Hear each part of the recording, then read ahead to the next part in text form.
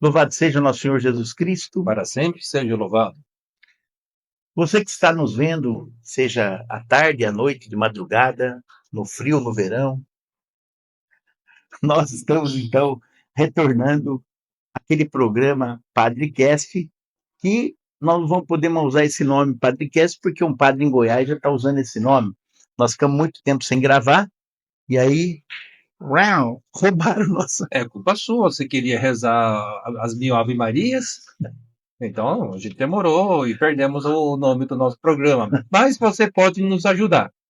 Eu sou o Padre Caio, o padre da Catedral Metropolitana de Campinas, o Padre Rogério, o padre da Nossa Senhora Aparecida do Rosolém, e vocês aí que nos assistem podem deixar nos comentários sugestões de nomes para o nosso programa.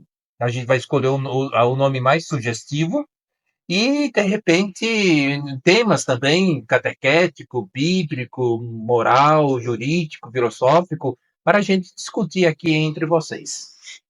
Muito bem. Que tema a gente vai falar hoje? Hoje nós poderíamos falar sobre o profetismo, ou o profeta, né?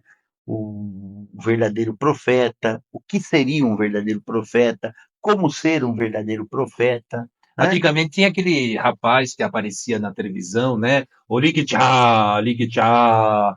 E aí, você quer saber o futuro? Ligue já para mim. Ligue já. Tinha também, tem vários, né? Tem as pessoas que hoje lá vê bom, não é bom denunciar nome. Já começamos a falar de profetismo. Mas eu ia falar o quê? O Gisnove? Não, que Cara, depois você corta aí. não fica marcando. O verdadeiro profeta é aquele que faz a verdadeira denúncia. Já lê, não vou ligar. Bom, o verdadeiro profeta, já que o padre Caio disse, né, sobre a Bíblia, que tem, né, Natan, por exemplo, o verdadeiro profeta, mas nós também somos chamados a sermos profeta no meio da sociedade, na igreja, bom, em todos os lugares, né? Então, o profeta, eu acho que tem dois caminhos para a gente poder apresentar hoje no programa.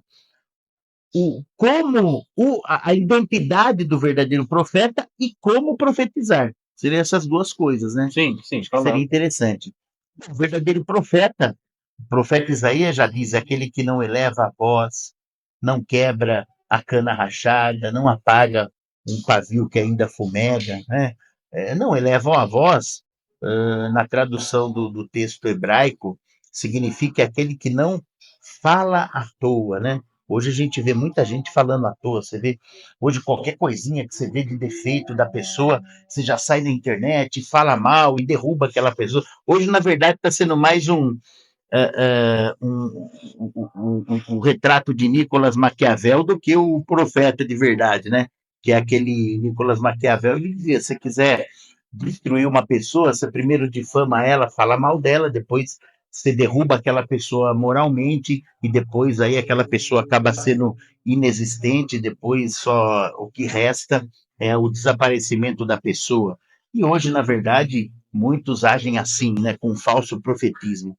E também confundem com profeta, como nós estávamos falando até agora, o profeta antes da gravação, os falsos profetas, que acham que é o adivinho, né? O verdadeiro profeta é aquele que adivinha as coisas.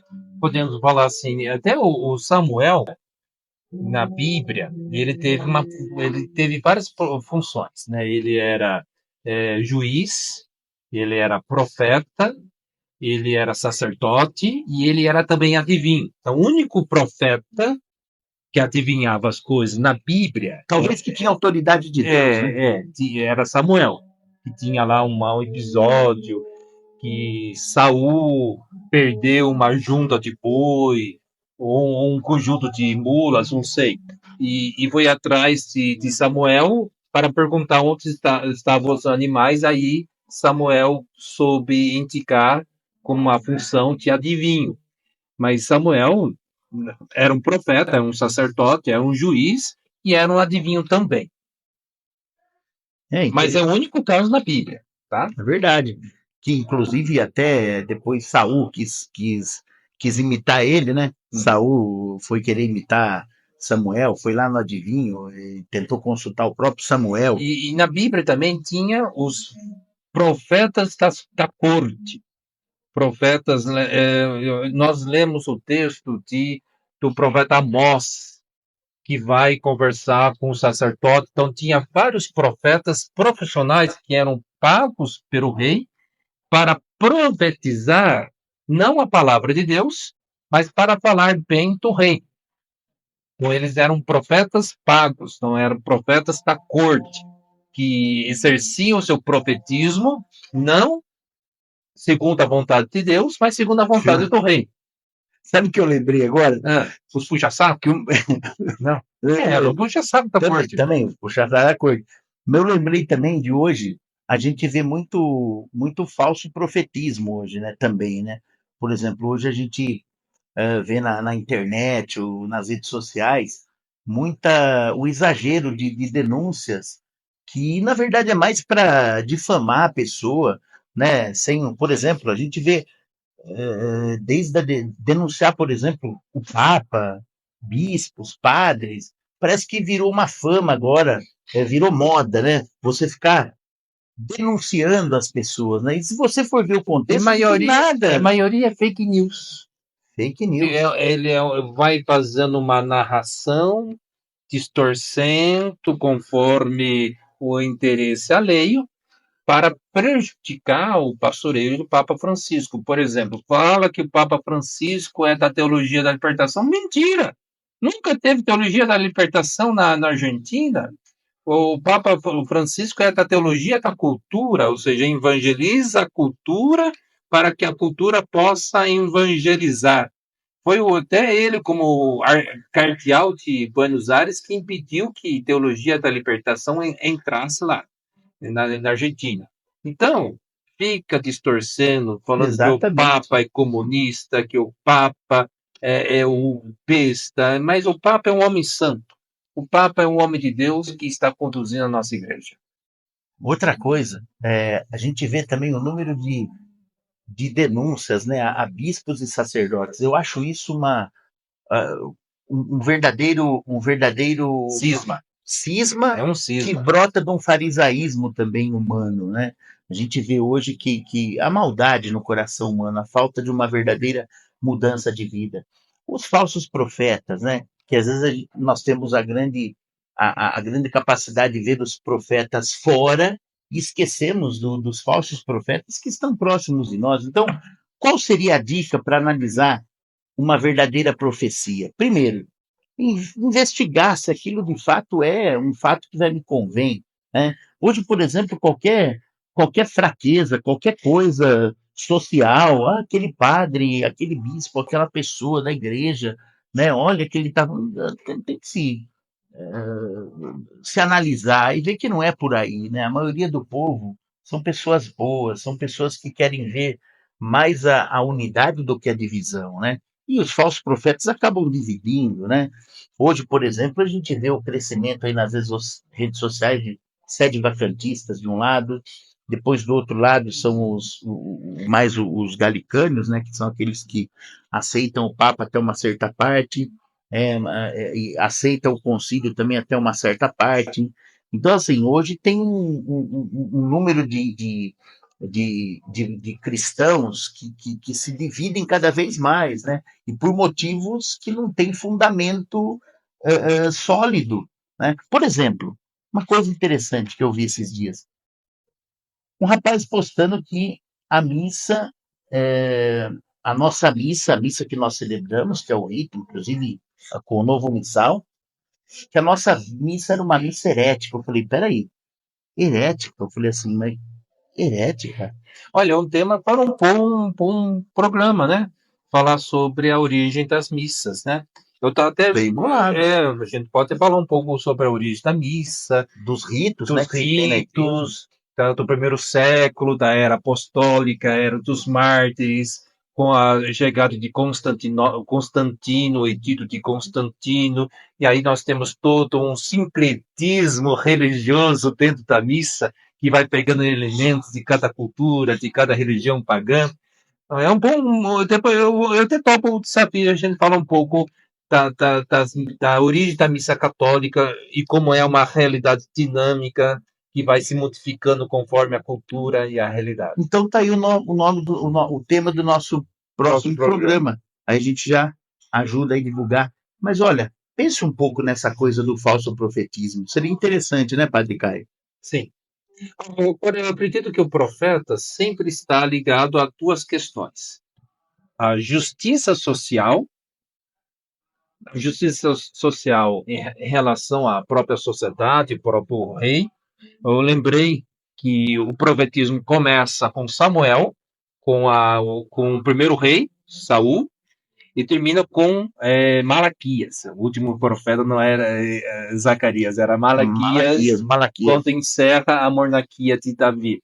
Então, sempre o verdadeiro profeta sempre está ligado, em primeiro lugar, à questão da justiça social. Uma segunda questão, um segundo critério, a questão da idolatria. Aí a gente pode pegar o profeta Elias, o profeta do fogo, que enfrenta aquela rainha, para não falar, né, Melitriz, mas uma rainha muito má, que é a Jezabel, que manipulava a cabeça do rei Acabe, por causa dessa rainha Jezabel, que começa a introduzir no povo de Israel o Baal, a idolatria. E agora, quando eu falo idolatria, eu falo algo mais pesado, né? Idolatria não é ter uma imagem bonita de Nossa Senhora, isso não é idolatria, não, isso é palera, mentira dos nossos irmãos, né? Mas idolatria é fazer um ídolo a nossa imagem e semelhança. A verdadeira sentido da idolatria. isso, fazer manipular algo que também está ligado com a questão da justiça social. A gente tem um ídolo para servir o meu interesse. Sabe qual é o pior ídolo? O grande ídolo moderno? A vontade própria. Mamon. Mamon. O que é mamon? Mamon é dinheiro. Deus Mamon, né? É, Deus Mamon. Então tem tanta gente que no templo cristão que cultua o dinheiro, que é o grande ídolo. Ou seja, você mata, você trabalha, você serve um mamon, o teu dinheiro. Então isso é um ídolo. Excelente pista de reflexão, hein?